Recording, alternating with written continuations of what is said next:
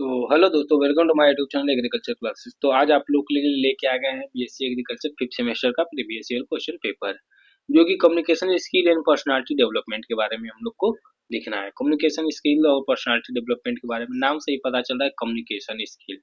तो कम्युनिकेशन क्या होता है, कम्युनिकेशन के डिफिनेशन के बारे में आप लोग पहले से ही जान जाएंगे, और पर्सनालिटी डेवलपमेंट का क्या मतलब होता है इसको आप लोग जान जाएंगे। इस वीडियो में आप लोग को हम सब अच्छे से बता देंगे। तो आप लोगों को पता होना चाहिए कि ये 2 घंटे का पेपर होता है और ये 50 नंबर का होता है। तो हमारे चैनल पे अगर आप लोग नए हैं तो हमारे चैनल को सब्सक्राइब करें, लाइक करें, अपने दोस्तों के साथ जरूर शेयर करें। और हम आप लोग को बता देते हैं कि इस वीडियो में आप लोग को कोई डाउट हो तो आप लोग कमेंट में जरूर बताइएगा। अगर आप लोग कमेंट में बताएंगे तो मैं आप लोग के डाउट को क्लियर कर दूंगा। ठीक है। और आगे किस सब्जेक्ट का हमको पेपर बनाना है आप लोग कमेंट में जरूर बताइएगा। ठीक है। तो हम लोग बात करते हैं सबसे पहले जो है सेक्शन ए, सेक्शन बी और सेक्शन सी, 3 खंड में इस पेपर को बांटा गया है। Very short answer type question देखने को मिलता है। इसमें हम लोग क्या देखते हैं कि 5 क्वेश्चन होता है, पांचों क्वेश्चन हम लोग को कंपलसरी करना होता है, और प्रत्येक क्वेश्चन 2-2 नंबर का देखने को मिलता है। तो सबसे पहले हम लोग बात करते हैं ए का पहला, जो कि सार्वजनिक भाषण यानी कि पब्लिक स्पीकिंग का क्या मतलब होता है। देखिए, पब्लिक स्पीकिंग का क्या मतलब है दोस्तों, कि किसी भी जगह पे हम लोग जहाँ पे ज्यादा लोग हों, चाहे कोई मंच हो, ठीक है, वहां पे हम अपनी बातों को रिप्रेजेंट करते हैं। ठीक है। और चाहे कोई बात बताते हैं, जो हम भाषण के थ्रू कुछ भी मेंशन करते हैं, उसको हम लोग क्या करते हैं, पब्लिक स्पीकिंग के नाम से जानते हैं। ठीक है। उसके बाद हम लोग बात करते हैं नोट टेकिंग। देखिए दोस्तों, नोट टेकिंग एक बहुत ही अच्छा सा शब्द होता है। ठीक है। और नोट टेकिंग के बिना तो मजा नहीं आता है। तो नोट टेकिंग की जिसे हम कह सकते हैं, विभिन्न जगहों पे हम लोग जहाँ पे कहीं कहीं देखते हैं, जाते रहते हैं, घूमते रहते हैं, तो हम लोग क्या करते हैं, एक डायरी लिए रहते हैं या फिर कोई पेन कापी लिए रहते हैं, तो उसको हम लोग क्या करते हैं, एक जगह पे नोट कर लेते हैं। तो सिंपल सा मतलब होता है कि कोई भी जानकारी को हम लोग कहीं एक जगह पे नोट करते हैं, उसको हम लोग क्या करते हैं, नोट टेकिंग कह सकते हैं। ठीक है। कीवर्ड को हम लोग क्या करते हैं, नोट कर लेते हैं। उसके बाद आता है तत्कालीन भाषण।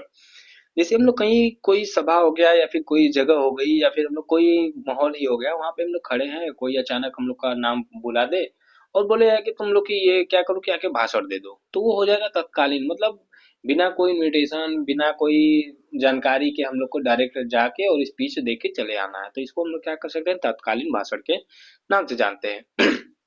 उसके बाद आता है ओरल प्रेजेंटेशन, मतलब मौखिक प्रस्तुति के बारे में हम लोग को लिखना है। तो मौखिक प्रस्तुति क्या होता है इसके बारे में आप लोग जान जाइए।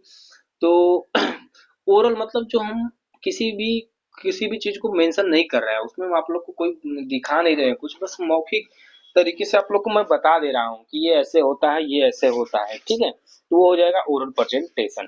ठीक है।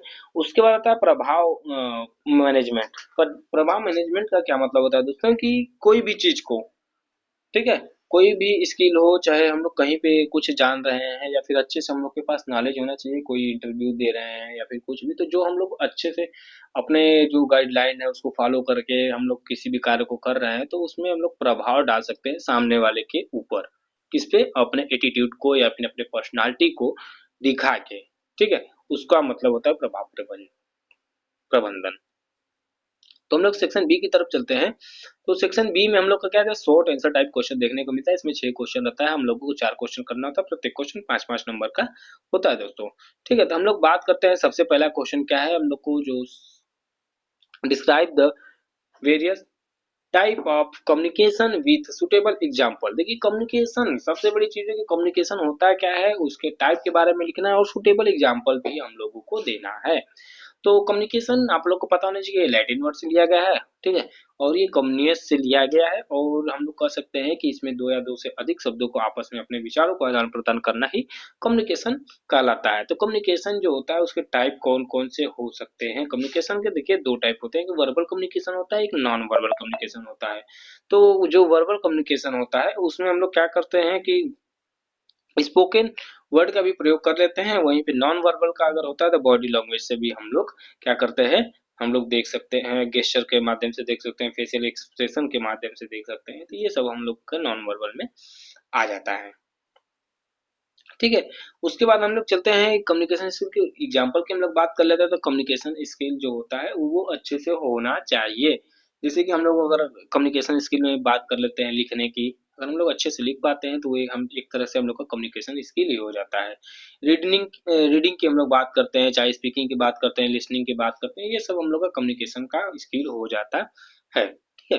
और ये सबसे अच्छा उदाहरण यही देखने को मिलता है, लिखना अच्छे से आना चाहिए, पढ़ना बोलना सुनना सब कुछ अच्छे हो, इसको हम लोग सुटेबल एग्जाम्पल में लिख सकते हैं। उसके बाद हम लोग बात करते हैं right the different various of communication, जो भी संचार होती है उसमें क्या क्या हम लोग को बाधाएं देखने को मिल सकती है। जैसे बोल रहे हैं तो उसमें हम लोग कहीं भटक रहे हैं, कहीं और ध्यान चला गया, चाहे हम कुछ अच्छे से एक्सप्लेन नहीं कर पा रहे हैं, तो बहुत सारी बाधाएं देखने को मिलती है। कहीं सर्वर प्रॉब्लम हो जाता है, कभी नेट का इशू हो जाता है, तो बहुत सारी दिक्कतें का सामना करना पड़ता है, जो कम्युनिकेशन स्किल में हम लोग क्या करते हैं देखने को मिल जाता है। उसमें कई कई बाधाएं देखने को मिल जाती है, जहाँ पे है जिस जगह पे है उस हिसाब से वहां पे देखने को मिलता रहता है कुछ ना कुछ, ठीक है।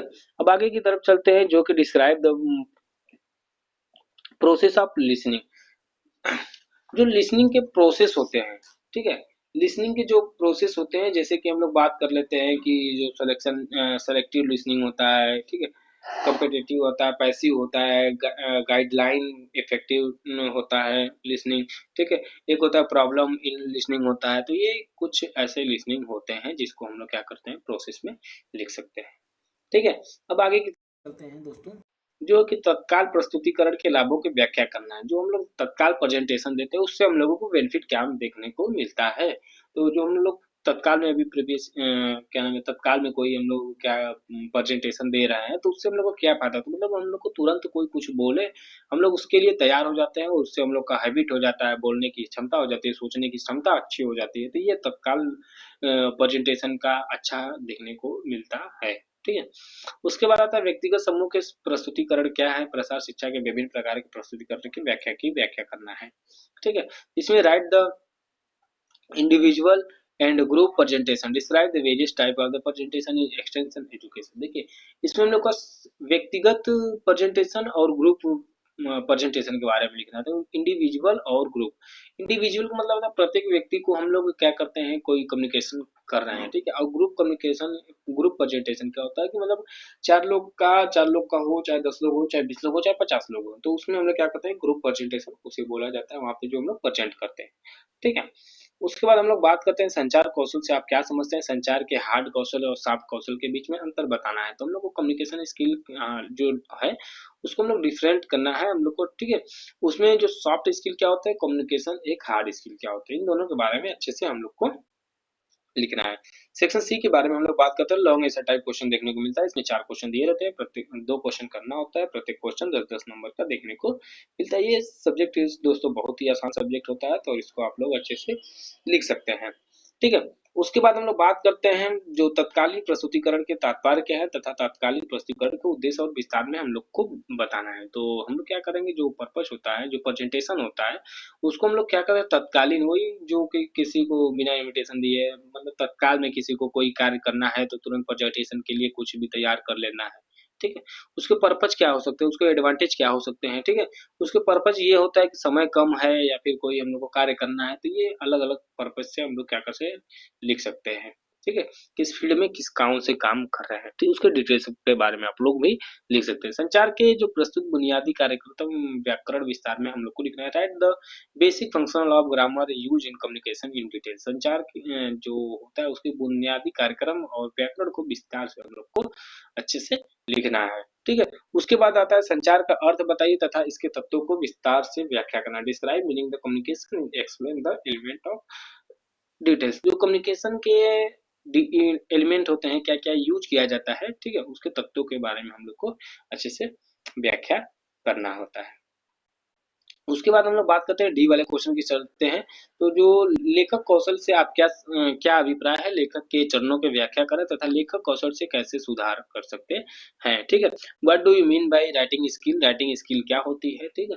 राइटिंग स्किल का मतलब होता है वही 4W आप लोग देखने को मिलता है, क्यों लिखना है, किसके लिए लिखना है, कब लिखना है और क्या लिखना है, ये राइटिंग स्किल में आप लोग को अच्छे से एक्सप्लेन करना होता है। इम्प्रूव द राइटिंग स्किल, ठीक है। अब इम्प्रूव का जो कैसे कैसे हम लोग सुधार कर सकते हैं, तो ये हम लोगों को मेन पता होना चाहिए कि 4W का हम लोग उपयोग करते हैं, क्यों, ठीक है, किसके किसको कब क्या, ये चीज़ हम लोग को ज़रूर अच्छे से पता होना चाहिए।